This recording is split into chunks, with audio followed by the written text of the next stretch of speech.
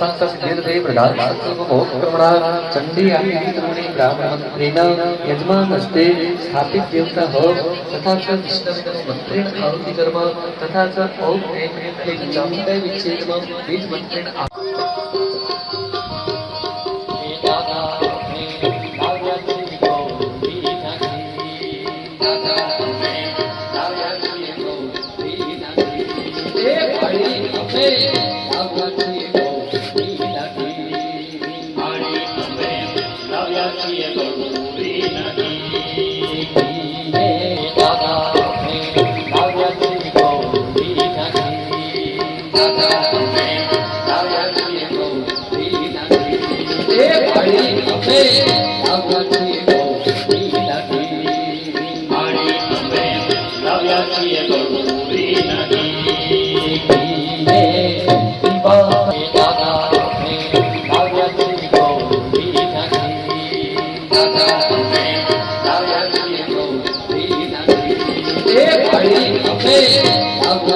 सुरभरा राधा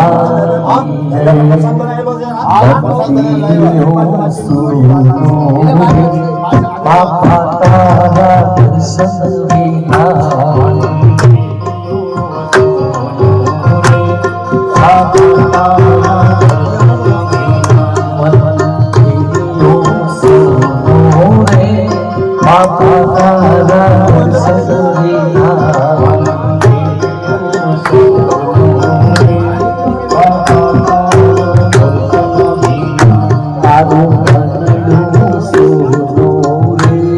राधा तारा भजन बिना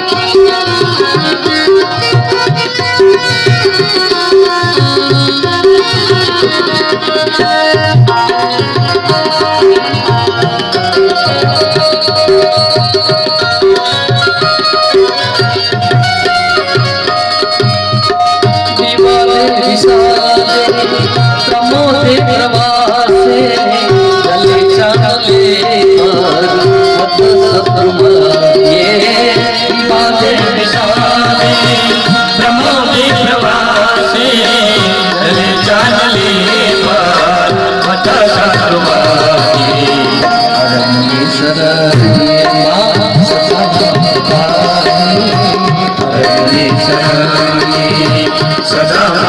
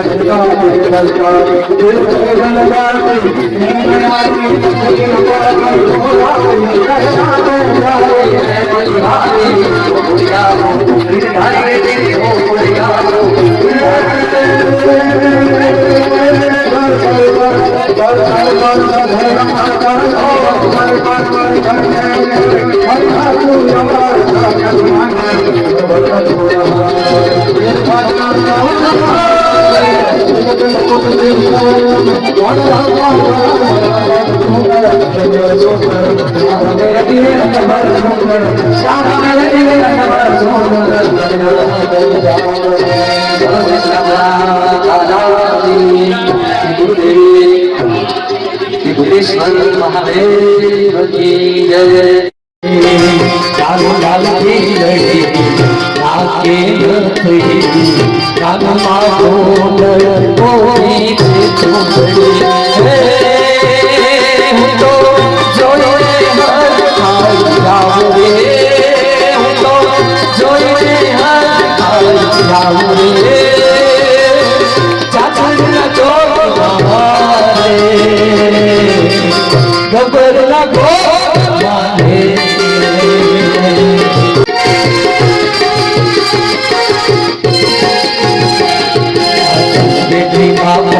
ઉપર પગ ચડાવી બેઠીમાં પગ ઉપર પગ ચડાવી બોલતી નથી ચાલતી નથી છે મરસાવી ભગવાન આવો ને ગોરી ભગવાન આવો ને ગોરી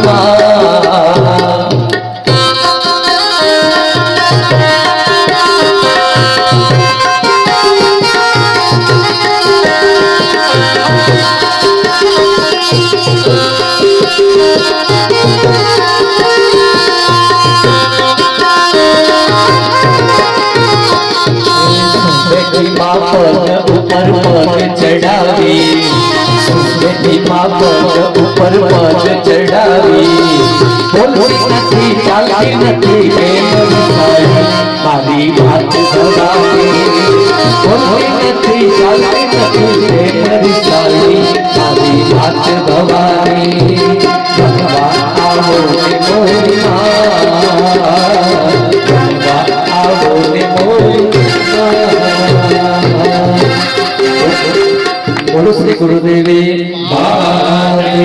જય શ્રી સુરાસુરા દાદાની જય પૂર્ણાહુતિનું શ્રીફળ આપી દો બધા યજમાનો ઊભા થઈ જાઓ ચંડી પાઠનો ચતુર્થો અધ્યાય સક્રાતી નામની સ્તુતિ અમે બ્રાહ્મણોથી બોલશું છેલ્લે તમને કહું ત્યારે તમારે શ્રીફળ અગ્નિકુંડમાં હોમવાનું છે એ બધાને અર્થિંગ આપેલું છે એટલે બધા સંકલ્પનો તાર છે એ પકડી અને ઊભા રહેજો આપણે આ યજ્ઞની આખરી આહુતિ પૂર્ણાહુતિ કરશું સસ્ત્રાય સુરગણાની હંદેતિ વીર્યે તસ્મે ગૌરા મની સુરાની બલે ચજીવ્યા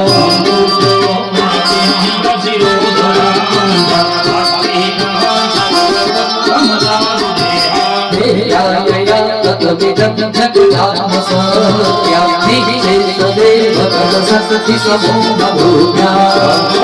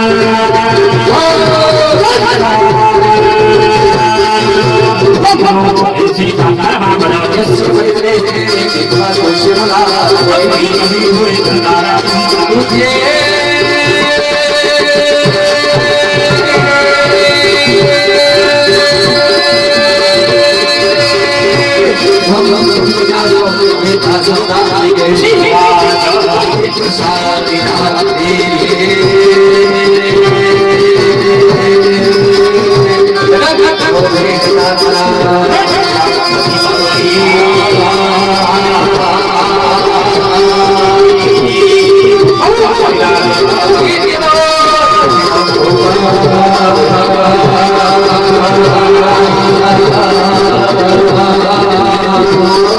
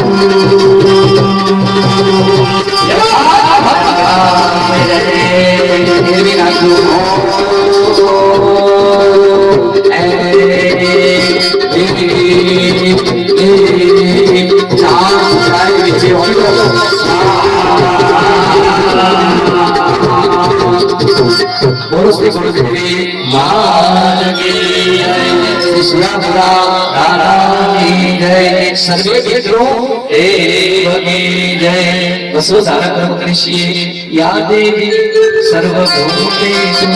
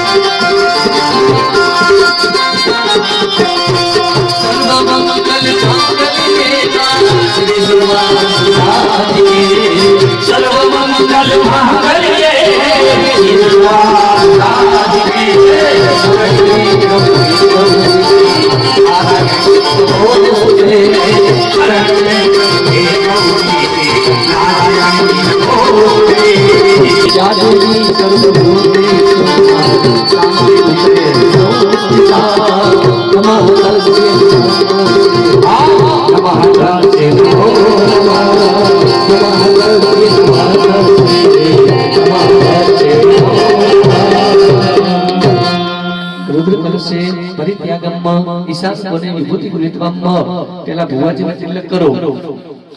યુજ પાણીનામ અભ્યુક્ષ્યમ મંત્રાધ્યાસ ફલાસંતો સંતો પૂર્ણા મનોરથા શત્રુનામ કોટિનાશસ્તો મિત્રાણામ હૃદયસ્તવ. આ બોલજો મંત્રમાં શું બોલ્યો? મંત્રાધ્યાસ ફલાસંતો.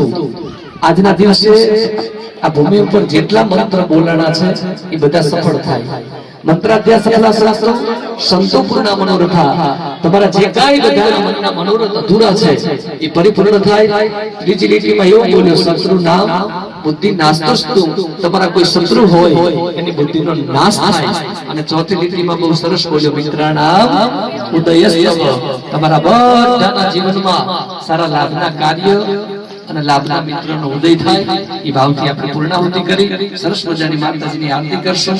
પછી 1-2 મિનિટ મારે શાસ્ત્રને થોડી વાતો કરવી છે, એટલે 20 મિનિટનો ટાઈમ મને આરતી પછી ઘડી બધા આપજો. પછી આપણે બધા સુરપુરા દાદાની જય, ભવાની માત કી જય, બોલો પાર્વતી પતિ હર હર મહાદેવ.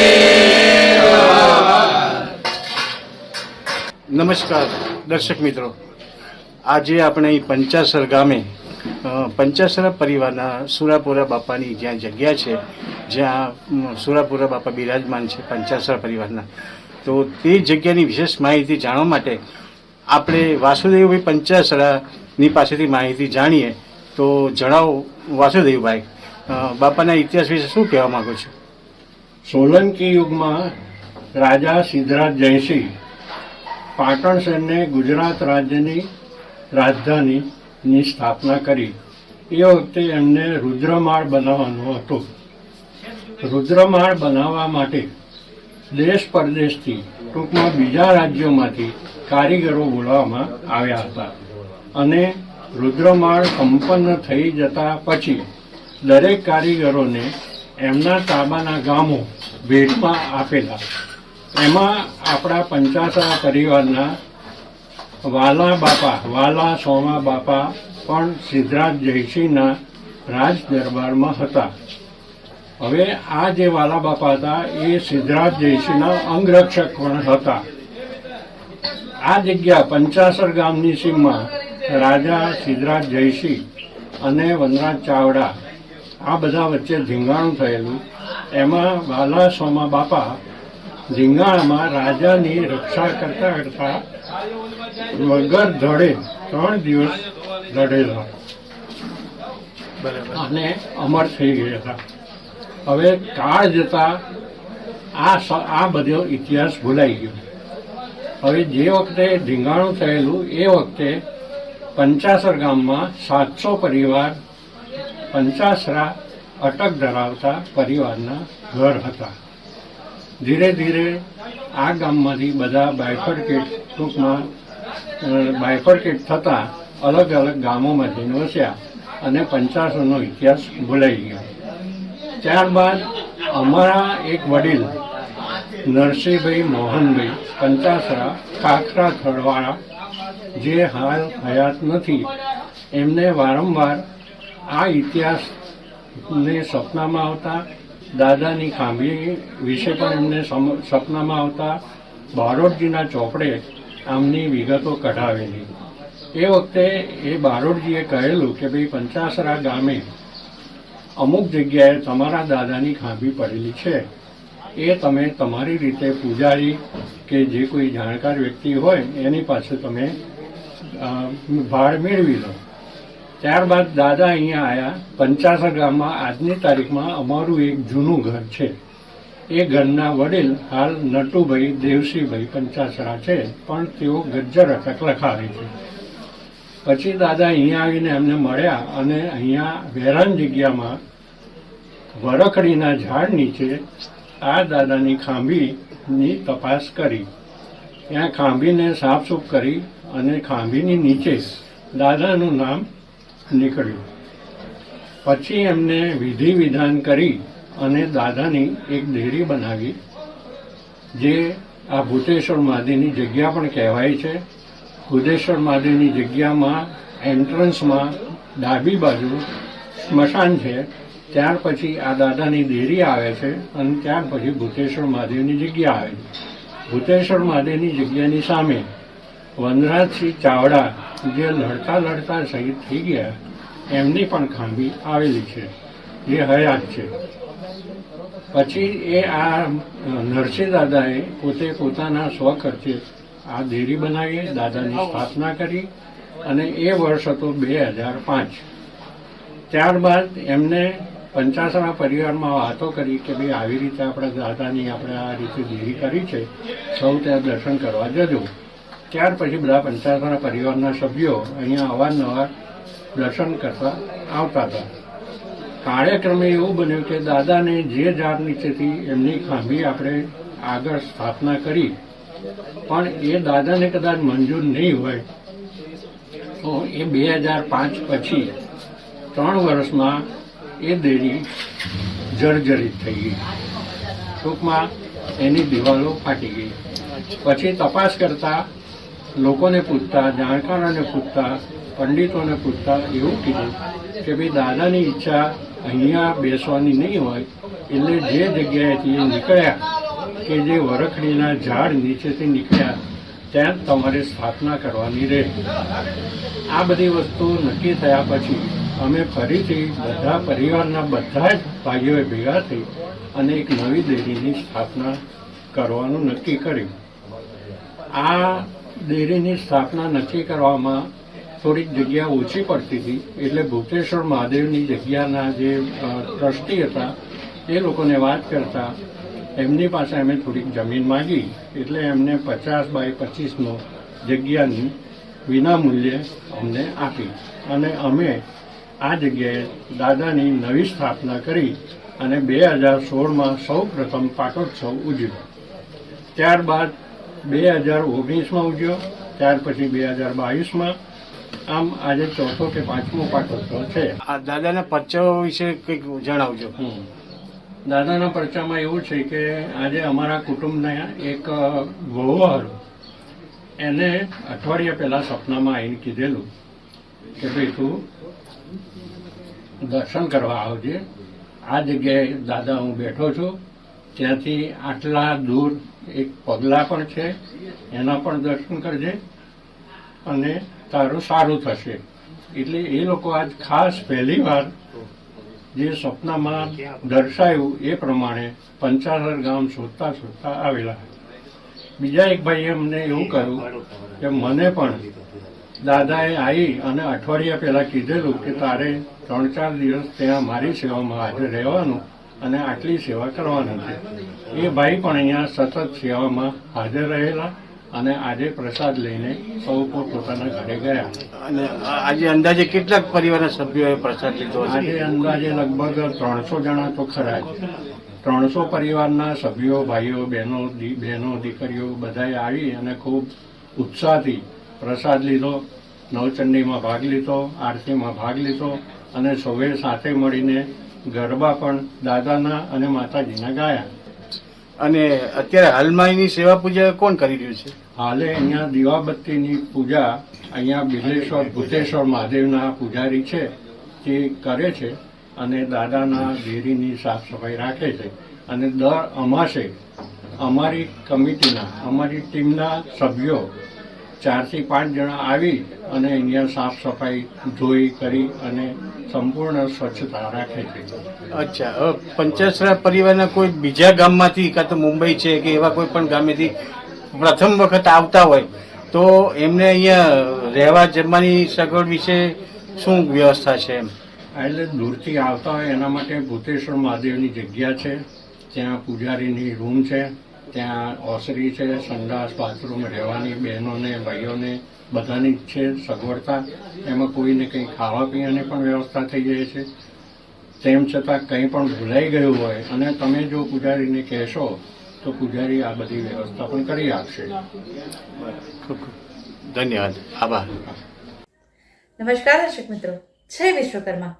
આપે અમારો આ વિડીયો જોયો, કેવો લાગ્યો? અમારી ચેનલ વિશે આપના અભિપ્રાય અમને દર્શાવેલ નંબર પર મોકલી આપવા વિનંતી. અને વિશ્વકર્મા મસ્જિદ ન્યૂઝ ચેનલને લાઈક, શેર અને સબસ્ક્રાઇબ કરવાનું ના ભૂલશો. અને આપના વ્યવસાયની જાહેર ખબર આપી અમારો ઉત્સાહ વધારવા વિનંતી.